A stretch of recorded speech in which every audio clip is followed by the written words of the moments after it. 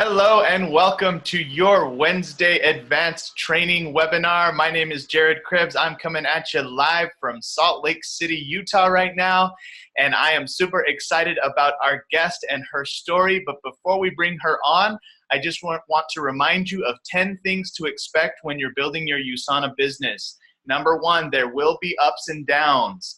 Number two, success or failure is up to you. If you succeed, it's because of you. If you fail, it's because of you, not because of the person who invited you to USANA. Number three, the goal is for you to become independent and be a leader for your team members. Number four, make your plan on the weekends. Do it, review, and make adjustments. Plan, do, review, adjust. Number five, it's gonna take time. It's gonna take 1 year to become competent at the skills to do this business. It's gonna take 3 years to become a significant part-time earner. It's gonna take 5 years to become a full-time earner and 7 years to become world-class at this. It's gonna take time. Number six, it takes consistent work and hustle. Number seven, you're going to have to grow and get outside of your comfort zone. Number eight, mental toughness is necessary. And number nine, the grass is not greener in other companies. I've seen people leave USANA, never make what they made with their USANA business. And lastly, number 10, this is a long-term game. USANA is 26 years strong with over $2.5 billion paid to its associates. It's provided me and my wife, Crystal, a full-time income for over a decade, as well as thousands of people around the globe. And the last thing I want to say is always remember that amateurs sell products, but professionals sell the vision.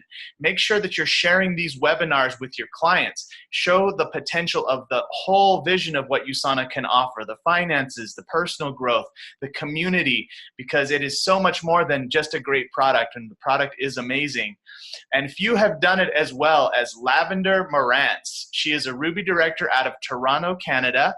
She was formerly an interior designer, as well as she used to buy, was a fashion buyer, so she would buy fashion like clothing and stuff for retail outlets as well. And she has a great, great story. I want to bring you on right now, Lavender. Thank you so much for taking time out of your busy schedule to be here with us. We are honored to have you. I've been watching you from afar for quite some time, and so I'm so excited to know your story today. Hi, Jared. Hi, guys. Thanks for having me. It's such a treat. Yay. So my story, oh my goodness, where do I even start?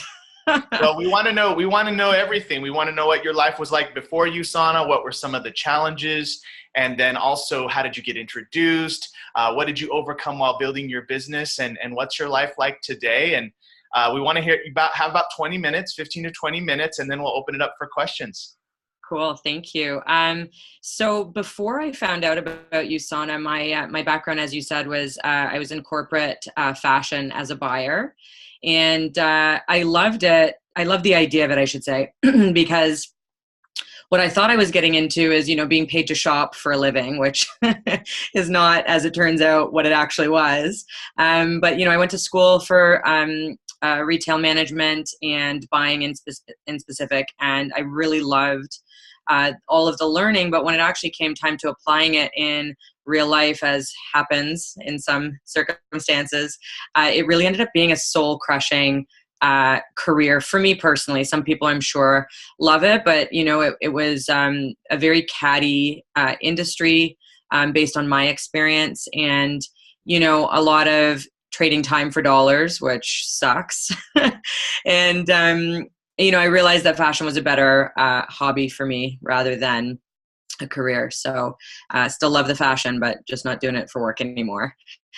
So I actually quit my fashion career with no backup plan, and I went on unemployment for 6 months. I gave myself a 6-month window rather to start my first business, which is an interior design business. It's now kind of morphed into home building, and I'll come back around to that in a bit. But I was living in a pretty crappy apartment, grateful to have my own space and be able to afford it, but the money wasn't amazing in fashion. It was, a job, which some people like to call just over broke. And there's nothing wrong with having a job, but what I learned over time is multiple streams of income and residual income is so, so, so important for for your personal security, for freedom, for any of the things that you want to do that are just beyond, what you're just getting by with if you're working and living paycheck to paycheck. And so I started my interior design business. Oh my goodness, I feel like it's about 10 years ago now. That sounds so long. And it's called Swank Pad. It's an interior design for residential primarily. I have done some corporate stuff as well, but it's mostly residential design. And I loved it. I still love it. The only difference is now, post USANA, and I'll go through the timeline of it. I get to cherry pick my clients and my projects based on what really inspires me, which is so super cool and such an honor to be able to do. Like, it's almost like a pinch me moment where it's like, I'm not working at that because I have to. I'm working at that because I really, really love it. And you bring a totally different energy to your work and to your life when you come from that place. So rewind again to starting my design business. About a year into my design business, I was chatting with a girlfriend of mine who you probably know, Anna Lozano. We were friends for a good 5 years, I would say, prior to USANA, and she had been living in Mexico City, and I had gone there to visit her, and she'd been home here and there, and we kept chatting about wanting to start a business together and, what would work. And, she was over there and I was here and she was moving back, and we had different backgrounds. She had a sales background and in corporate as well. And I think found that corporate equally soul crushing for her. Just there's so much restriction around not being able to own your time and own your schedule. And now having 2 little girls myself, it's so incredible being able to plan my day, plan my life, and be present for them. But so at that time, Anna had been speaking to Leanne Jacobs, and we all sat down together at a really cool spot here in Toronto called the Spoke Club. And I'll never forget it. Leanne is one of the most humble, wise women I've ever met to this day. She's such a lovely human. And she was talking about USANA, but what really caught my interest in my ear was residual income. And I was just like, how do I get me some of that? Like, please show me. Because a year into my design business, I was pretty burnt out and realizing that I still had a job. I just owned it this time. So I was still trading hours for dollars, and it was great. But when you look at a model like that, whether you're a doctor, a lawyer, a designer, whether you're working in corporate, whether, you're a social worker, whether you're a teacher, whatever you're doing, there's 24 hours in the day. So if you're literally trading your time for money, you're going to hit a major ceiling. And that was really clear to me a year into my design business.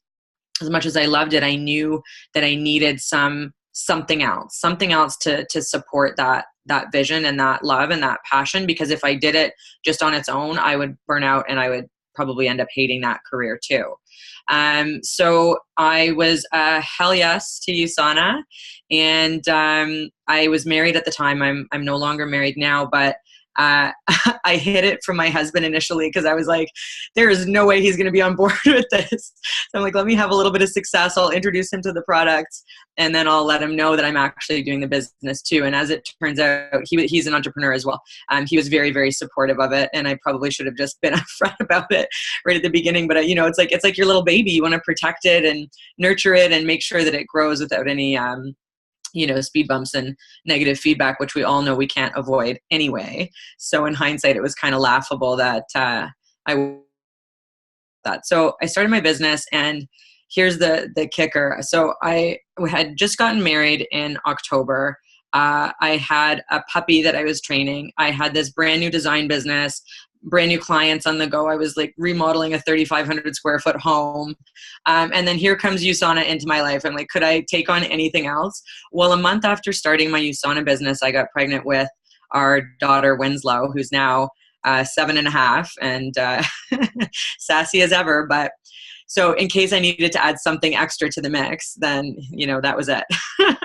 But what I found was I have 2 daughters. I have a little girl named Berkeley as well. She's about to turn 3 on Friday, and also sassy. So send help, please. But my babies are both USANA babies, and I've been on the product since before either one of them was even, a thought.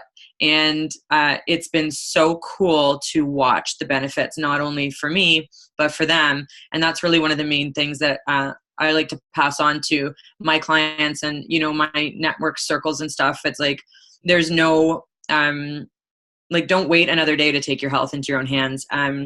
Another thing that was part of my story is when I was 23, I was diagnosed with melanoma, which is skin cancer, and it's actually the most lethal kind. And it's kind of like you either make it or you don't. There is no in between. And so I take my health super, super seriously. So I really loved the vision of Dr. Wentz, and the products were incredible. I was actually already on a similar product to USANA, well, not even close to measurable, but similar in terms of what I thought it was, like the little packets that you take morning and night.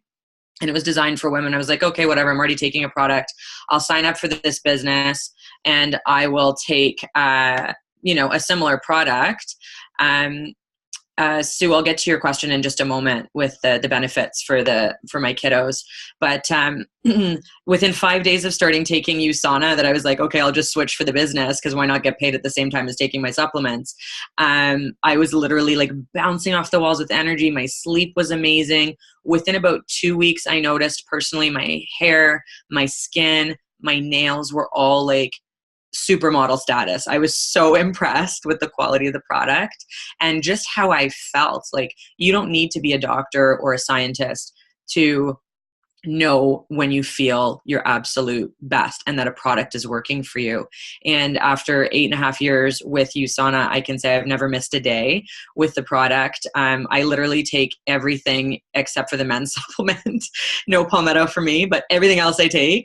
And my girls have been on the USANimals and the Biomega Junior since they were basically actually before they were supposed to be taking them. They both started on both of them just before 1-year-old, and they're obsessed with them. Like, they sit and compare like who got what animal in the morning. It's like our breakfast routine.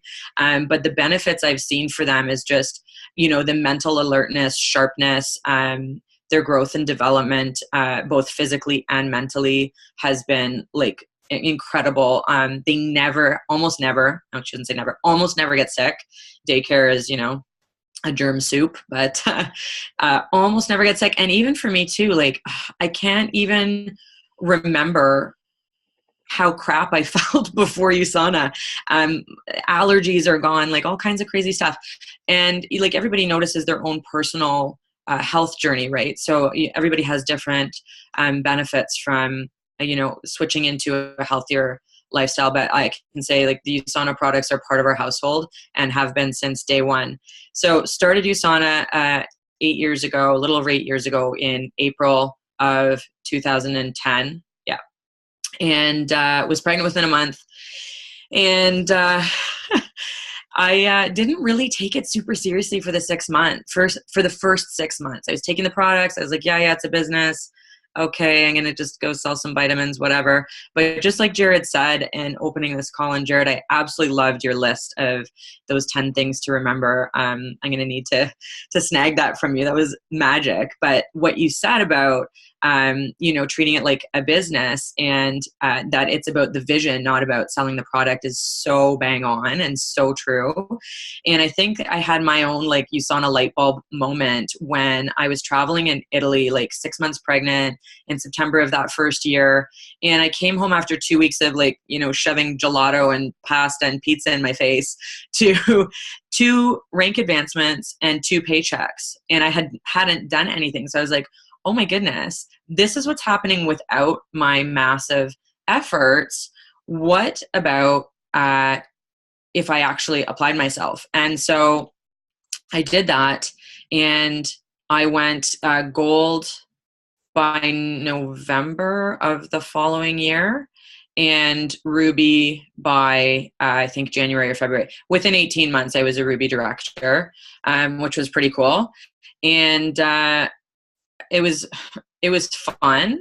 I will definitely say that the 4-week rank advancements are a marathon, definitely. And you're definitely going to want a strong team to do that with, which I'm so grateful for. Our team is incredible. It's really fun. Some of my closest friends are care of USANA. Some of the most high integrity, wonderful people in my life are care of USANA. Not to say I don't have any others, but I'm just saying I've made some incredible connections and friendships, and really it is a USANA family. And so, oh my goodness, lots has happened in the years. I definitely hit a major plateau after going Ruby. I went through a pretty nasty divorce. And then I had my second daughter, Berkeley, who's about to turn 3 on Friday, like I mentioned, completely on my own from a separate relationship. But what I can say about USANA is, even though I've had some difficulties over the years personally, USANA has paid me every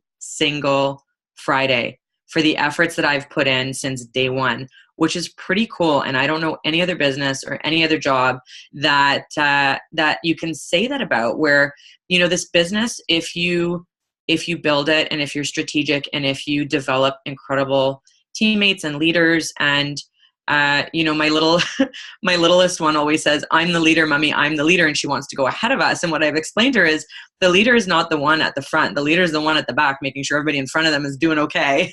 So if you build a strong team, this will support you through anything and everything. And it's a legacy business. Like, the fact that we can will this business to our children is so cool. I involve my kids in all the day-to-day stuff. I think that our children, or communities, our families, if you don't have children, that's okay too. These people around us are learning from us showing them how to do this.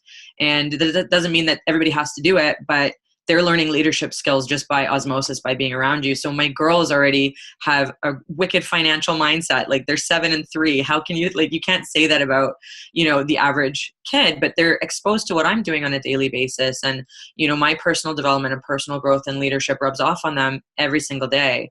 And, you know, I teach them to be mindful, kind little humans. But that's also because these are qualities and skills and wonderful things that I've learned through our business and through the beautiful people that we get to work with on a day-to-day basis. And I always joke with my team that I definitely joined the business for the money, but I've stayed for the people, because, whoa, like Jared and Crystal, all of the incredible people that you would never have met if it wasn't for a business like this, not even just in your own downline and organization, but company-wide, has really been like just the most incredible gift.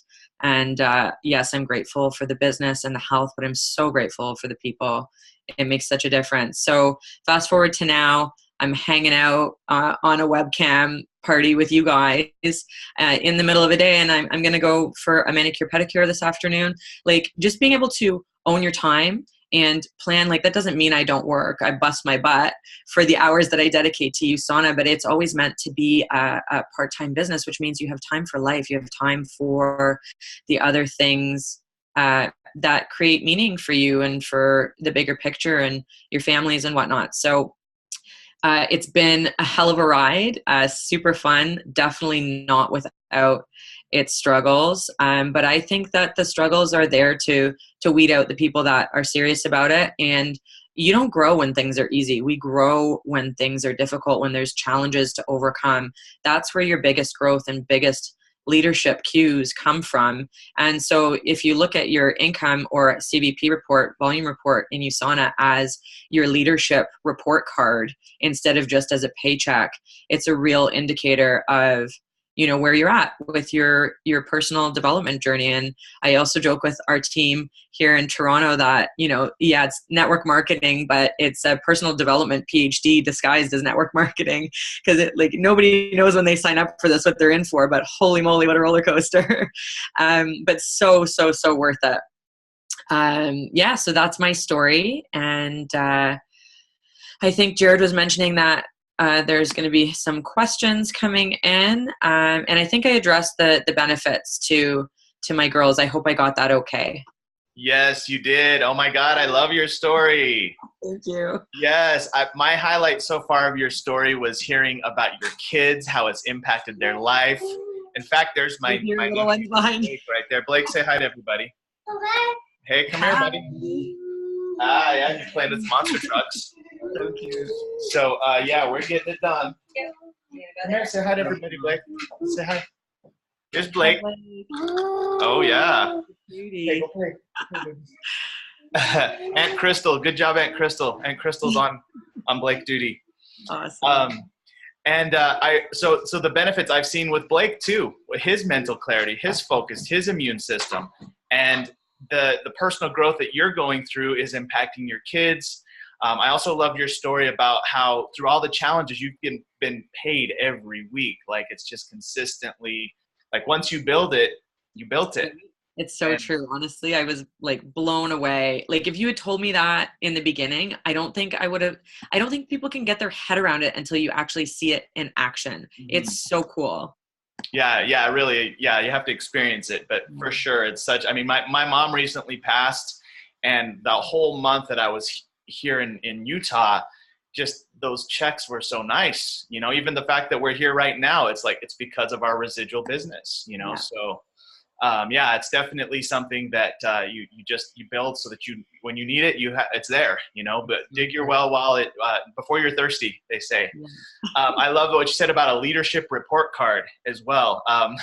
You know, a PhD development, a personal development program disguised as a business, like all these great things. Love it. So everybody who's live on Zoom, please type in your questions for Lavender, and we're going to go ahead and do a Q&A. I know lots of you are on. Also, our Facebook Live viewers, please type in your questions here, and I'll read them out for Lavender. So I want to start with a question. Lavender, what's like a moment that like you almost quit, but you just decided to push through? Like, what was like one of those moments? Oh, I was actually warned very early on in my business that unless you've wanted to quit at some time, you're not really doing the business right. So when the moment came where I was like rattled, I never actually wanted to quit because I was already expecting it, which was brilliant on the part of, it was actually Leanne Jacobs who said that to me. But also, I think Artemis Limpert, who does a lot of really great network marketing training, mentions it too. It's like, if you're not like rattled at some point in your business, you're not really working the business. Like it's meant to challenge you. So I didn't actually ever really want to quit. And I'm USANA for life, like 1,000,000%. There's no question. But there were definitely like earth-shattering moments, or that felt earth-shattering, you know, in retrospect. They weren't that bad, but you get through them, right? It's like, it's only uncomfortable for a little bit and then you get better. Love it. So what was the advice that Leanne gave you? I want to write that down so I can give that advice. She just warned me in advance, and Carmen Marshall even talks about exploding the bomb up front when she talks about prospecting, but I think it's great for the team too. Leanne just said, you know, you're going to want to quit at some point, and that just means that you're doing the business right. And it's like, just because you can't find a way through the door the first time you try, just look for another door, find another way. And so she was really just talking about, you know, perseverance and drive and will, and you know, that life force that will carry you through the struggle, and, you know, warning me in advance that you will want to quit made me not want to quit when I wanted to quit. If that makes sense, you know? Yeah, no, that's really, really great. Love it. All right. Our next question comes from Adriana Perez in San Antonio. She asks, do you have a set of questions to prospect, or do you just go with the flow? So now in my business, that's an excellent question, Adriana. Thank you. Now in my business, I do just go with the flow, but it's like breathing at this point because you do it so much. But initially what I really liked is Jordan Kemper always talked about using the acronym FORM, FORM, and it's family, occupation, recreation, and the M can be either money or motivation. And so if you ask questions around those things, you're going to usually get to the bottom of how USANA might be able to serve that person to meet their need, right? So that's what I do. I recommend to our team here that they use FORM as an outline, because I don't like to use really formal questions because it doesn't feel natural to the person, and nobody wants to feel like that, you know, pesky salesperson. You want to build relationships, right? And the best way to do that is to just be yourself. So I do more of an outline rather than a specific question, if that's helpful to you. It's very helpful. Thank you Yeah, for saying that. no Yes, problem. form is definitely something I use every day too. In fact, I find that I usually do most O.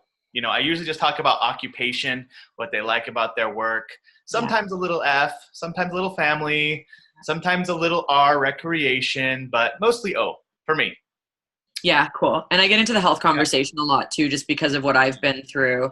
I feel like, Oh, yeah. unfortunately, cancer is like the common cold these days. So, everybody's been touched by some sort of degenerative disease. And I feel like that's a great door opener for just, the vision of Dr. Wentz and how incredible our products are. For sure.